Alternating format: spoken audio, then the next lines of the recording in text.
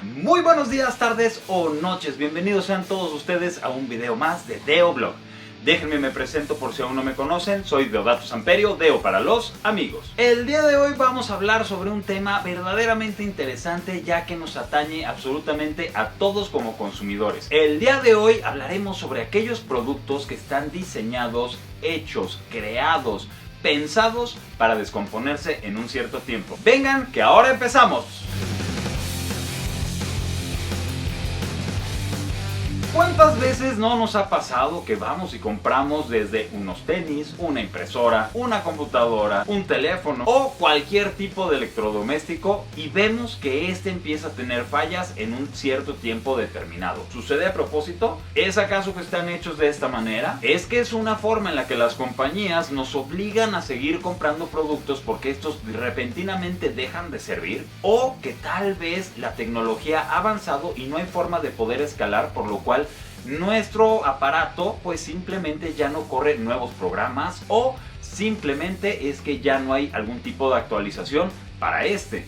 Pues sí, amigos, eso pasa, está planeado y está hecho con un propósito: vender más. Esto se le llama obsolescencia programada. Y esto no es absolutamente nada nuevo, ya que nace a la par de la revolución industrial. El primer caso del que realmente se tiene registro y se sabe perfectamente, porque inclusive llegó a los tribunales, fue el ocurrido con el cártel de las bombillas, o sea, de los focos.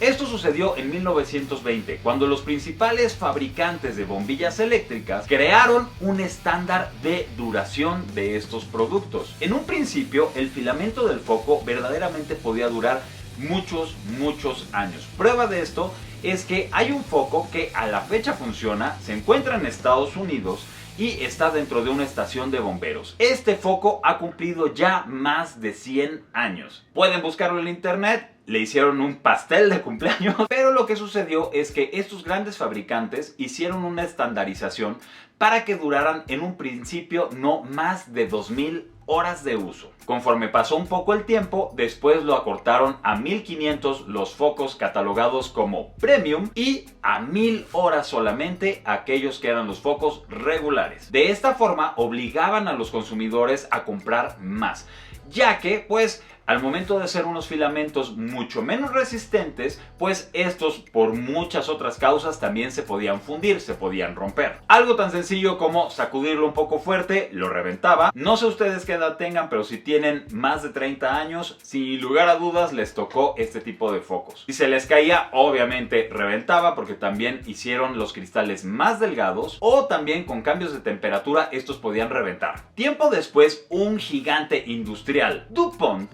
desarrolló y creó una fibra prácticamente mágica por lo resistente y durable que era: el nylon. Ya sé, tal vez ahorita ustedes están diciendo: no inventes, ¿cómo el nylon? Si las medias son una porquería, nada más los rascas y se rompen. Bueno, eso no era así en la década de 1940. De hecho, ustedes pueden revisar en internet bastante de la publicidad y de las pruebas que se hacían en esas fechas. Eran tan fuertes y resistentes que podían remolcar un automóvil de un lugar hacia otro sin sufrir daños. Obviamente, al ser tan resistentes, pues la compañía se dio cuenta que las personas solamente iban a comprar un par y ya no iban a vender más. ¿Ustedes creen que eso hubiera sido real o simplemente fue una de las tantas estrategias mal hechas, mal logradas o mal pensadas para poder aumentar la venta de estos productos? Yo creo que si se hubieran puesto un poco más creativos y poder hacer, pues no sé, diferentes tipos de tejidos, diferentes tipos de medias, pues hubieran vendido bastante sin necesidad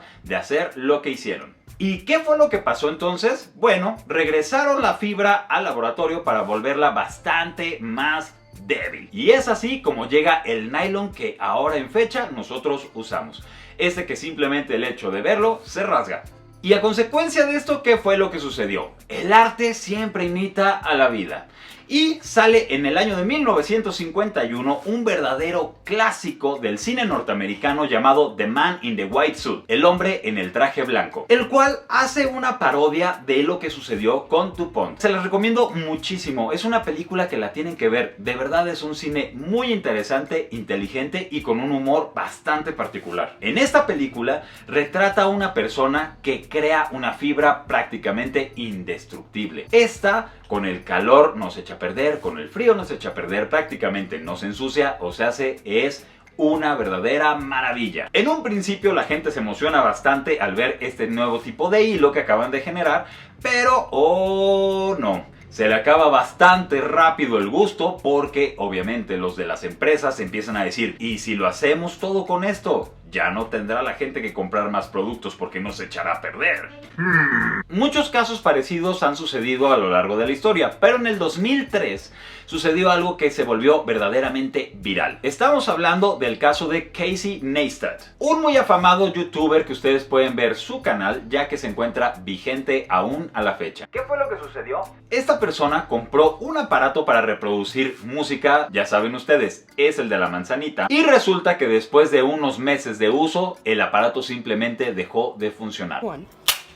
Él marca al centro de atención para que le den algún tipo de solución. Ya no hay garantía y lo único que le recomendamos es comprar un aparato nuevo. Obviamente, Casey Neistat graba esta llamada, la cual la sube a internet acompañado de una modificación de publicidad que se dedicó a hacer por las calles de la ciudad en la que él vivía. Al volverse tan conocido y volverse extremadamente viral para esas fechas, llega a oídos de una abogada muy importante, la cual toma el caso y hace algo que existe en Estados Unidos llamado denuncia colectiva. Con esto lo que hizo fue que reunió a muchísimas personas que tuvieron el mismo problema que Casey y llevó a juicio a la gran compañía de la manzana. ¿Qué fue lo que sucedió? Después de meses de pleito, ganaron los quejosos, obligando a la compañía a que muchísimos de los aparatos que se habían vendido los regresaran para hacerle el cambio de batería, que por cierto estaba programada a descomponerse justamente al cumplir 18 meses de uso. Aparte también lograron que se hiciera una extensión de la garantía para que de esta forma las personas pudieran recuperar la confianza en el producto que había sido hecho, pensado y fabricado para descomponerse de forma automática. Si quieren ver el video de Casey Neistat, les voy a dejar en la descripción del video el link para que simplemente le den clic y puedan ir a verlo. Otra cosa que también deberías de hacer es suscribirte a este canal si te está gustando lo que te estoy mostrando. Eso me ayuda muchísimo, así que por favor, suscríbete. La industria automotriz tampoco se libra de esto, ya que han habido también bastantes casos conocidos de este tipo de programación de obsolescencia. En algunos, desgraciadamente, han terminado en situaciones fatales para los usuarios, ya que varias marcas, desgraciadamente por ahorrarse costos de producción, han hecho materiales diseñados para durar bastante poco. Una prueba de esto son los materiales de los tableros,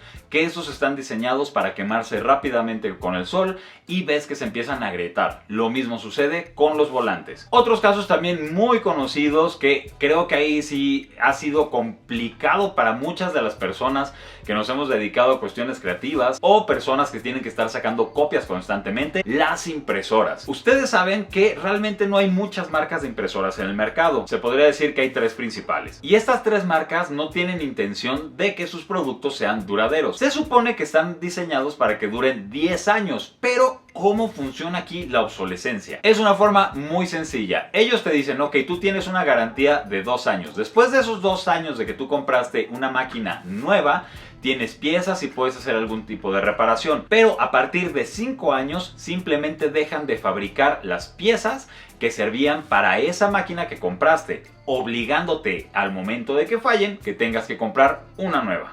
Sí, bueno, Disculpe, estoy hablando de impresoras gandallas e inservibles. compañía, dígame en qué le puedo servir. Sí, claro, mire, tengo una impresora que compré con ustedes Ok, apenas muy hace Ajá. 3 años y Sí. medio. Y quería ver si tenían una pieza, lo que pasa es que me sale que es el ¿Qué error marca? número 15. Muy bien, permítame un segundo. Mire, la verdad es que le recomiendo que mejor vaya a comprar otro producto porque ya no tenemos absolutamente nada que hacer con su aparato. ¿Me está sugiriendo que simplemente la tire y compre otra? ¿No tienen acaso piezas para poderla reparar? Sí, no, lo siento, la verdad es que ya no tenemos piezas, no hay forma de poderlo reparar, entonces le recomiendo que mejor lo tire y vaya a comprarse otro. No es mi problema si usted es pobre y no le alcanza. Hasta luego, adiós. Bueno, muchas gracias. Ay, odio tanta pobreza.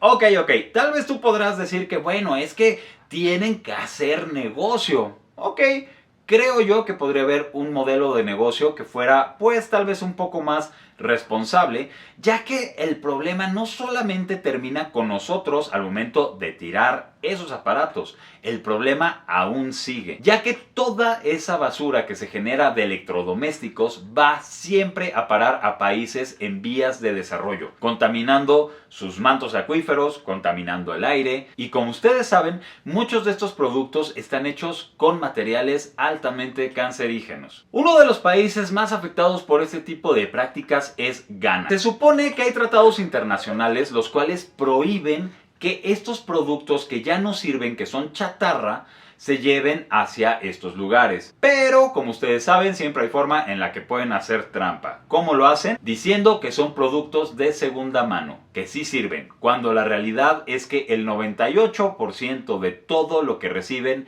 es completamente chatarra, no sirve. Las personas que trabajan en estos lugares están buscando todo el tiempo que alguno de estos dispositivos tengan algo que pueda servir, que se pueda reemplazar o que se pueda reutilizar. Pero desgraciadamente la mayoría de estos simplemente acaba en un vertedero quemándolos o enterrándolos, generando pues bastantes problemas de salud, no solamente a las personas que ahí trabajan, sino también a gran parte de la población que se encuentra en los alrededores de estas zonas. Y ahora aquí viene algo muy importante, que es tu opinión. Quiero saber qué es lo que piensas. ¿Conocías sobre este tema? ¿Qué es lo que opinas? ¿Crees que sea una práctica correcta lo que hacen las empresas para seguir vendiendo? ¿O simplemente crees que es correcto y es una buena manera de mantener una economía en constante crecimiento? Espero poder leer tus comentarios. Y por cierto, quiero hacer un agradecimiento muy fuerte, ya que este video lo estoy haciendo gracias a la idea de mi querida amiga Pau Fiori.